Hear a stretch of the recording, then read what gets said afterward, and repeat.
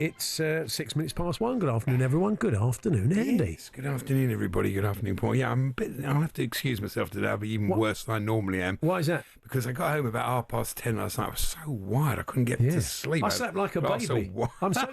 I'm so disengaged with this team at the moment. That I know. It's just water off a duck's back. I'm so used to losing. It was a strange performance from Tottenham. I mean, and really, Chelsea should have had the game sewn up. It was classic Maresca, though. You know, why don't you just say to Spurs, come and attack us for 15 minutes? Took all the attackers off, didn't he? No wonder we've given away Ron Harris on. No wonder we've given away so many goals late in games. Yeah. You know, instead of trying to kill the game by getting the second goal, I didn't really get it. And he said, I didn't realise it was 12 minutes injury time. I think, well, we did. We were sitting there going, there's got to be at least 10 minutes. But, I mean, the controversial moments in the game, I mean, I do not get what Pawson was looking at. I said to you, was he looking for a red card? Yeah, I'd not thought of that. That was a very good point. That's the only reason it could have taken that long, because you only had to watch the tackle once to see it was a foul. I know. So as soon as I saw it, I thought, well, okay, it's going to be disallowed. Yeah. And then, you're right, Andy, I hadn't thought of that. No. He did give him a yellow, because it was high and it was on the knee. Maybe it was just him and Jared Gillett sitting there going, should it be a red? We'll only find out on Howard's show, I think. Imagine if that had played. I mean, it wasn't a great tackle, but it wasn't a red card tackle. And after what had happened the night before, it would have been a classic. Tonight we are mostly giving red cards for tackles that we should have given for last night. But Sanchez got away with one there. He's pathetic, isn't he? I mean, he made a great save, but what's the point of a goalkeeper that can make great saves but will throw one in every game? And I mean, it was a good save. There was no pace on it. I think if he hadn't been there, it barely would have crossed the line. So. But his errors leading to goals are just not good enough. But I mean, Tottenham are a mess. You can see, I've been having a moan up to you, but you can see in the flesh. I mean, there's been all this talk of Ange ball, but they've not played Ange ball for ages. That wasn't Ange ball. I mean, it wasn't. I was surprised. It was, it was quite a defensive. It was a nothing performance. It's a nothing. I don't know what it is. It's almost like they're a sort of under-8s team who've been sent out with no structure. I don't know what. I mean, it's flange ball. That's all. That's the only way you can describe it. Flange ball. Not Sid Flange. From Carry On. No, I know what you mean. It's just nothing. I mean, he said, and we just scored a cracker. You think, well, it wasn't really a cracker, really. It was thanks to Sanchez. Look, we have to take him at his word. That's what he meant, but that's not what it looked like. And actually, I wasn't fussed about what went on, really, with the cupping of the ears, because he was probably right to take Bergvall off, who'd had a virus, who have not been able to play for Sweden. I did think he was your best player, though. I can understand why the fans were upset. I thought he played really well. He was ill. He'd been ill all week, and he was clearly... So that wasn't... It was all about the performance last night, getting a couple of good performances in, and we're going to talk to the Moose later. I was quite relieved to hear him when somebody said, are you going to rotate on Sunday? I think he more or less is a bit late for that now. We've got to find some form and some sharpness with these players before Thursday, otherwise we're done for, basically. And even then, we could get our backside handed to us quite sometimes, though. I mean, your one hope is that sometimes players, when they know, it's a bit like City this season. We were talking the other day about psychologically when you know you're out of it. Yeah. So Spurs know they can't do anything in the league, but this is their whole season on Thursday, and you hope that the players for themselves will play with pride. It's an absolutely bizarre, unique position in that there is a sense from the manager that he knows he's done in the summer. There is a sense from the players, and I know he was arguing that they couldn't put in any more effort. But look at the way some of them are playing.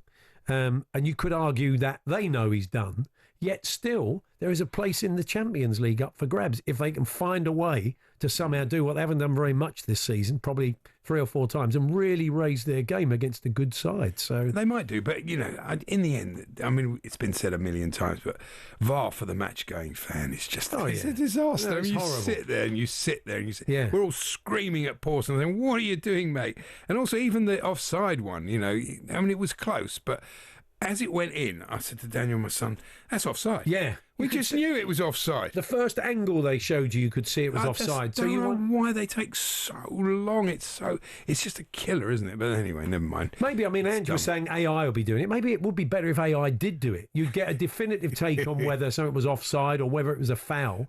Just feed it full of all this information. AI Pawson. Yeah. Leave his stats out. Leave him out. But no, it was. I imagine it was really frustrating sitting in the stadium. But that was the other thing, because he called Jared Gillett in the VAR called Pawson over immediately. The goal was scored.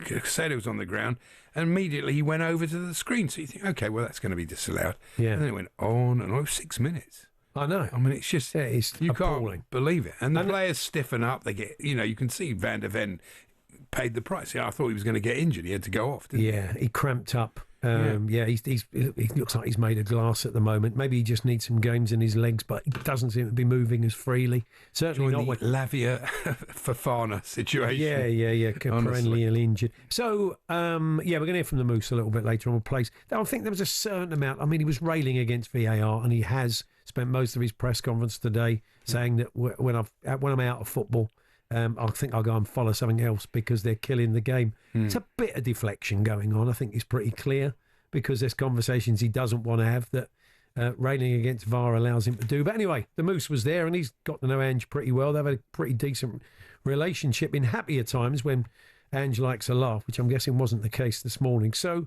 as a seasoned Ange watcher, we'll get his take on where he thinks we're at in the cycle of Tottenham managers.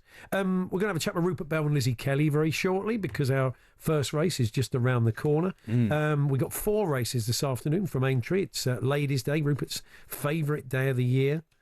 Michael Wadeup's going to join us, one of our award-winning athletics team who brought you the Olympics last year. Michael Johnson's got his first of his Grand Slam track events this evening. This could be quite exciting, I think. Yes, I mean, a lot of the big names in there, not all of them, which would be a bit of a frustration, but there's some good matchups. There's big money on offer for the guys. It all starts in Jamaica this evening, and Michael will explain what it means for athletics. Anthony Elanga there? He'd do a job, wouldn't he? Should be. He definitely would. We'll also have a bit of Stan Collymore joining us. We've got the Fools panel. We'd like you to take part. You can call us now. We'll call you in around an hour and a half's time. Everton versus Arsenal. It's exclusively live on talkSPORT tomorrow. Over on talkSPORT 2 tomorrow afternoon. West Ham versus Bournemouth. And we've got Brentford-Chelsea. That updates on this Sunday session on talkSPORT from that one. You going along?